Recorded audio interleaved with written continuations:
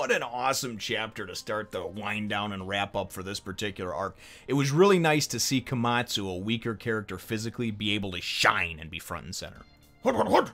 Gourmet number 98 of Toriko, Komatsu's Century Soup. Oh, just kind of an awesome way to start wrapping things up over here.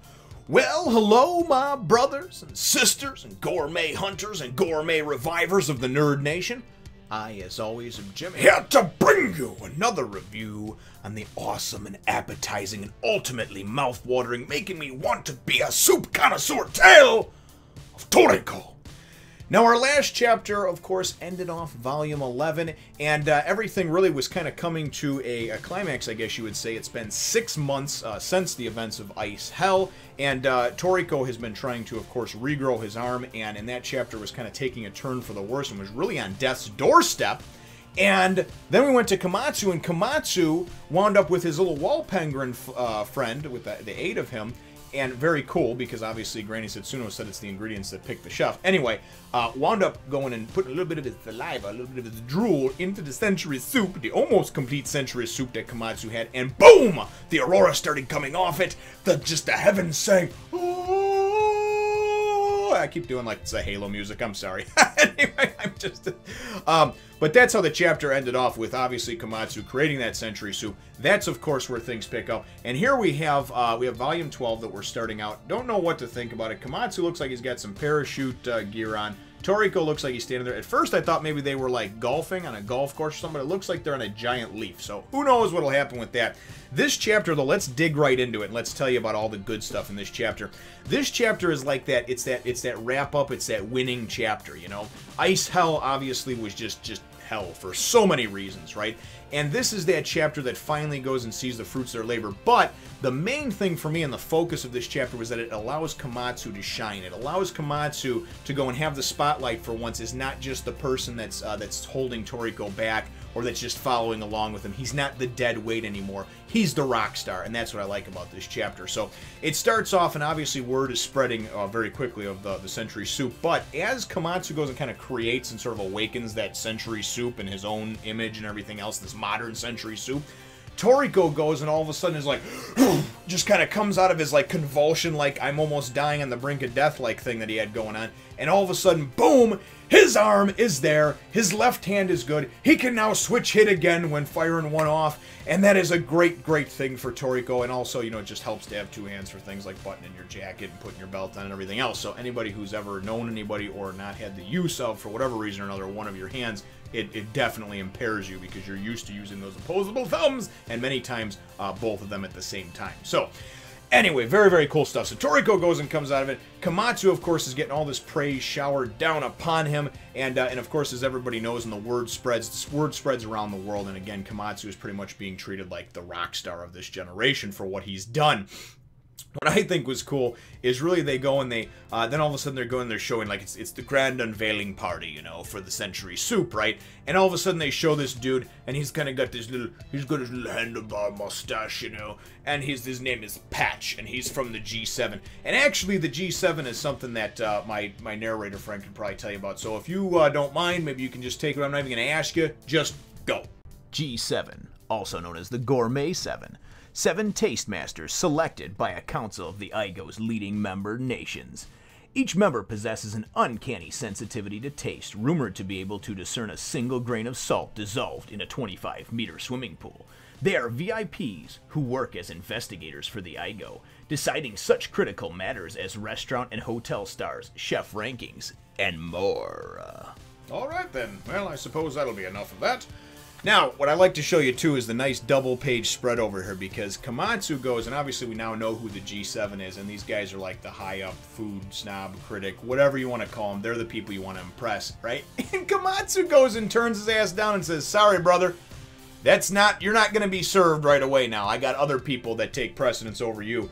And in walks Toriko and Granny Setsuno. You've got my boy Teppei in the background. You got Match, you got Takamaru, you even got Match's little thugs that got brought back to life. It's such a nice little reunion, even though they've only been apart for like a chapter or two now. But still just very cool, and like I said, just allowing Komatsu to be front and center in this whole ordeal, in this experience. And it's actually cool because even though this guy kind of seems like this sort of snobby food critic, like something out of the Disney Pixar film Ratatouille, you know, he's just kind of like, hey, you know what? If Teppei and the likes of Granny Setsuno and whatnot are going to have to go before me, that's cool, man. You know, as long as I get some, it's all good, you know?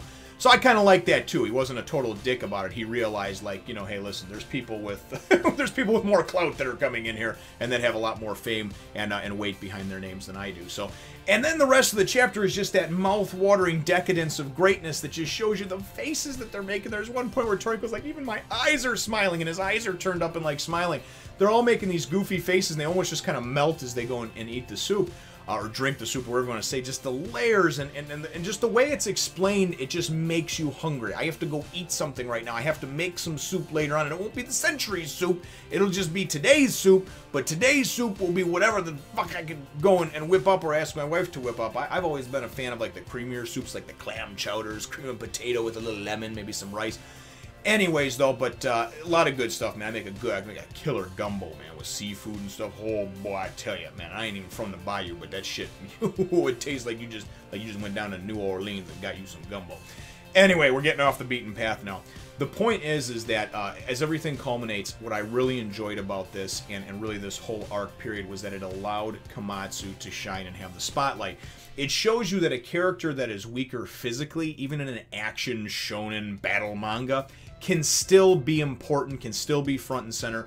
Oda does a great job of it with One Piece, giving those characters that are not as formidable of fighters and opponents their time to shine, their moment in the spotlight. And this was really Komatsu's. He was tasked with retrieving the Century Soup by Toriko when all shit was breaking loose and hitting the fan, obviously, in Ice Hell. He wound up, getting that last drop. He thanks Teppei for it, because Teppei is the one that, said, obviously, and he kind of is the one that led the charge for, like, hey, Komatsu should have it. It chose him, right? And then I like, too, Granny has that little talk with him as well about how the ingredients will come to you. The ingredients will call to you. They'll talk to you. And it's very cool to go and think about things in those terms. I cook. I don't think I'm that good of a cook where, like, I just go and I cook and then I'm like, the paprika is calling to me and I think that could give it a more rich, robust flavor. I'll watch some shows here and there and they talk about it, and a lot of the words just go over my head with stuff, about combining and melding and this and everything like that. I'm, a basic to, like, above average, chef, connoisseur of food, whatever. But there's a lot of different things that I would think that, whether it's a cook or a musician or whatever, I would think that, I've talked to a lot of musician friends that I've had, and they just kind of feel like they have that calling, that ability to play the guitar, to play the drums, to write music, to share that with the world. And that's kind of how I feel like with how they explain this in here, and it's very, very cool. But again, the point of it being is that Komatsu gets to shine, and that really, for me, was a good thing. It's a character that's kind of been knocked around and beaten down, but he still gets back up, and now he wound up going, he's world famous. They're talking about how they got to get him a bodyguard and everything else. And it's kind of cool. He goes and he says, too, he's like, he's not going to go and patent the recipe, because if he patents it, he has to go and make it public.